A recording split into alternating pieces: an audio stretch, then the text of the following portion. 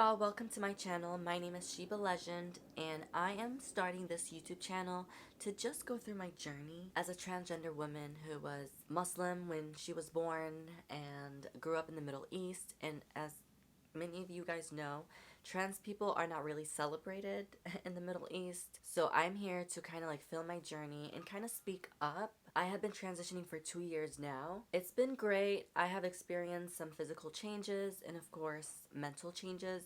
You know, as the physical, it's like breast tissue development, you get softer features and your skin becomes like a little smoother. But let me tell you, the mental part is a little tricky because you do start feeling a lot more emotional. You start changing kind of your personality, not too much, but you become a little bit more reserved. That's my experience with the estrogen. It's not like, I feel like boys are impulsive versus girls, they think about things.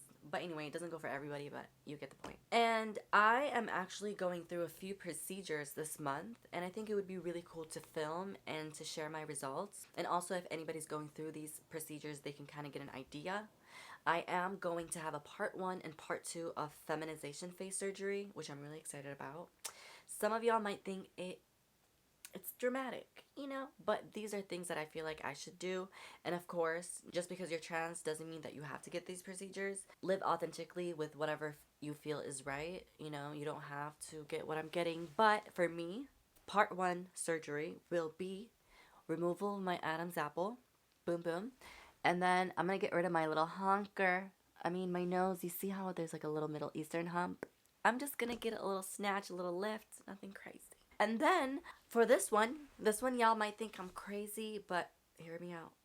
So I am wanting to get a forehead reduction, but my forehead doesn't really stretch. So my doctor recommended, who I trust, he recommended a tissue expander. So with this part 1 surgery, after they do the Adam's apple in my nose, they are going to install a tissue expander, which is basically like an implant, like a breast implant, but smaller, inside like my scalp.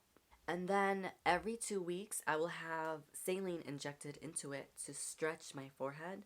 So by the time part 2 comes, I'll have enough skin so they can do a really good reduction. But also with part 2, I am getting my brows shaved and I'm getting contoured, or my forehead contoured. So yeah, those are part 1 and part 2. I'm really excited. This is just a introduction just to show you kind of like who I am and what I'm going through.